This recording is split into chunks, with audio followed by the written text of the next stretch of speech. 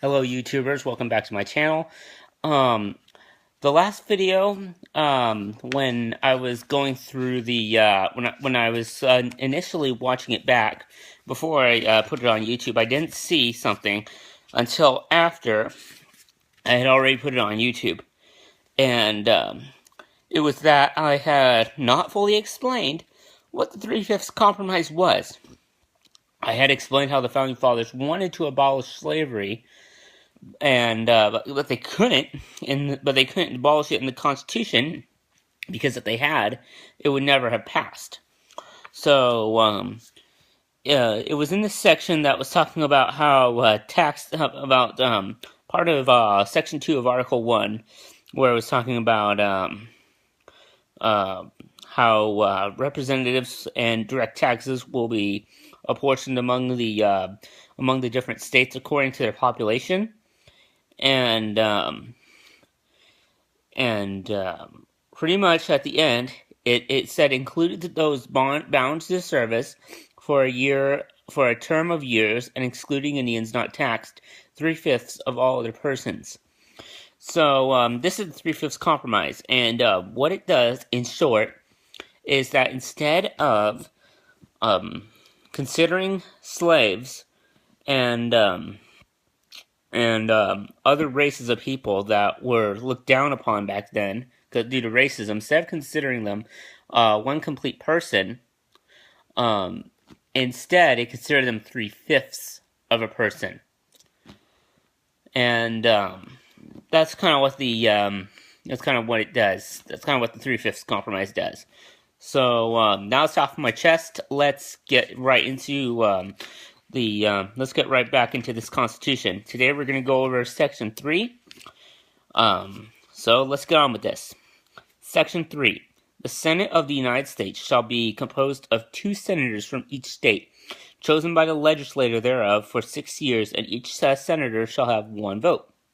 So what it's saying here is that the senators will be composed, that the Senate of the United States will have 2 senators from each state. And these senators will be chosen by the lawmakers, by the state lawmakers. And their term will be 6 years, and each senator has 1 vote. So when a senator is chosen, it's chosen by the lawmakers of each state. They serve for 6 years. And each senator, when they're determining whether a bill should become law or not, they each have 1 vote. Moving on. Immediately after, they shall be assembled in consequence of the first election. They shall be divided as equally as may be into 3 classes. The seats of the senators of the first class shall be vacated at the expiration of the second year, of the second class vacated at the expiration of the second year, and of the second class at the expiration of the 4th year, and the third class at the expiration of the 6th year, so that 1/3 may be chosen every second year. And if vacancies happen by resignation or otherwise during the recess of the legislature of any state, the executive thereof may make temporary appointments until the next meeting of the legislature, which shall then fill such vacancies. So here, what it's saying is that the senators will not all be sworn in to office all at the same time.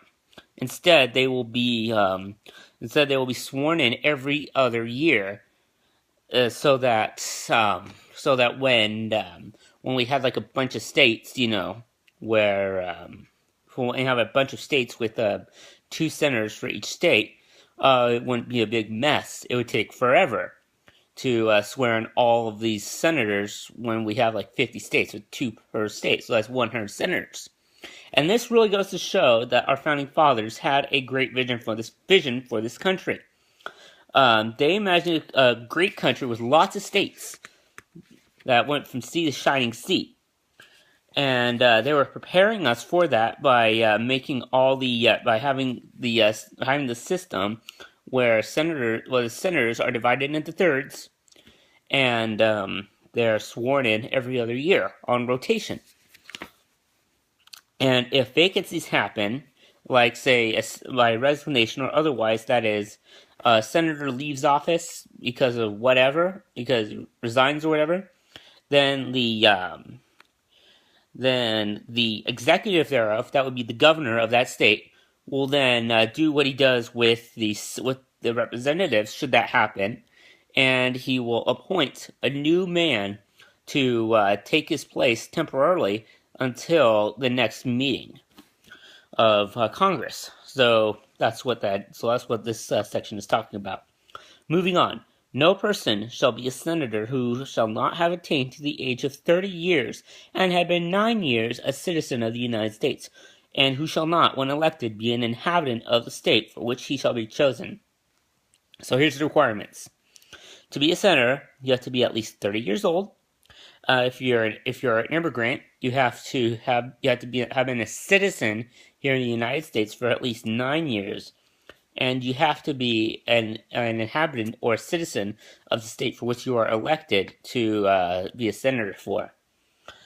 The Vice President of the United States shall be President of the Senate, but shall have no vote unless they be equally divided. So the Vice President of the United States is the President's second in command guy. If the President dies in office or resigns, the Vice President takes over. That's what happened with Nixon when he resigned due to the Watergate scandal. Gerald Ford took over for president. Here it gives the Vice President a purpose besides taking over as president, should that happen. When he's not serving as president or he's not away on business or whatever, he presides over the Senate. That is, he convenes whenever there's a meeting in Congress or the Senate. He presides over it, and he cannot vote on a bill unless the Senate or the senators are equally divided, or it's 50-50 whether this bill should pass or not. And when that happens, he makes the deciding vote. Moving on, the Senate shall choose their other officers, and also a president pro tempore in the absence of the vice president, or when he shall exercise the office of president of the United States. So here it's saying that the senators will get to choose the other officers that will serve under the vice president. So if the president has to exercise the office of president, or is otherwise away on other business, then this president pro tempore, or the vice president's vice president, if that makes any sense at all, will take over for the vice president as head of the Senate. Moving on. The Senate shall have the sole power to try all impeachments. When sitting for that purpose, they shall be on oath or affirmation.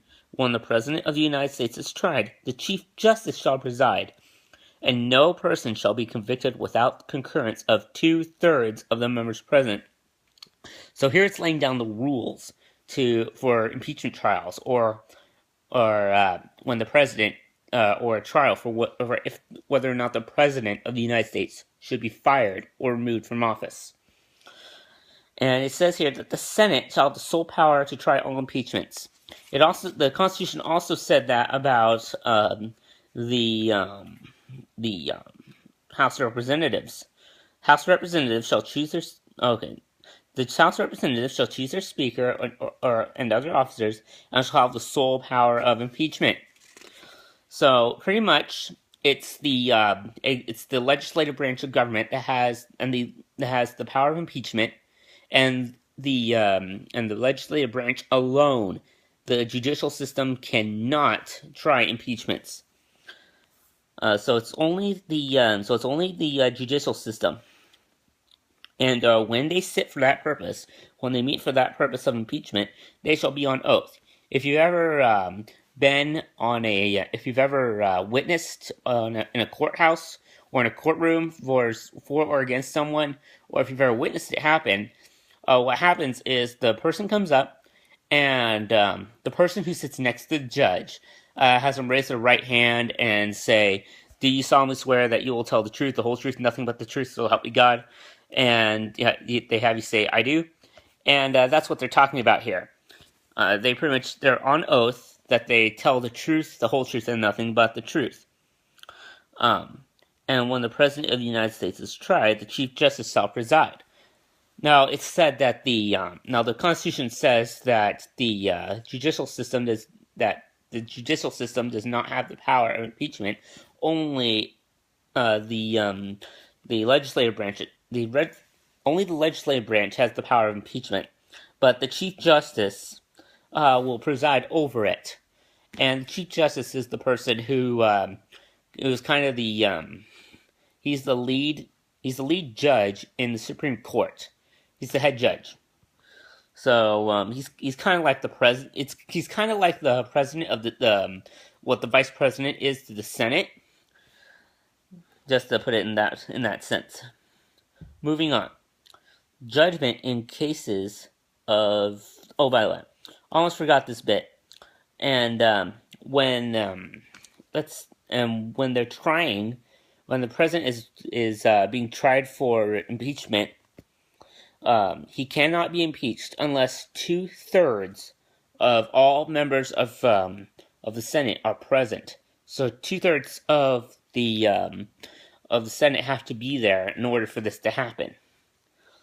So moving on, judgment in cases of impeachment shall not extend further than to removal from office and disqualification to hold and enjoy any office of honor, trust, or profit under the United States, but the party convicted shall nevertheless be liable and subject to indictment, trial, judgment, and punishment according to law. So the punishment. So if you're convicted, so that if you're president and you've been impeached, the judgment in this case and the judgment upon you in the impeachment trial will not extend any further than to remove you from office and to disqualify you to ever hold any position in any government within the United States. And but nevertheless, you'll be liable and subject to indictment, trial, judgment, and punishment according to law. So if you are convicted, so that if you are impeached, the Congress cannot put you in jail, but other law enforcement groups within the United States can. So that concludes this video. Tomorrow we'll be getting on to sections 4, 5, and 6 of Article 1 of the Constitution. So I'll see you guys then, and goodbye.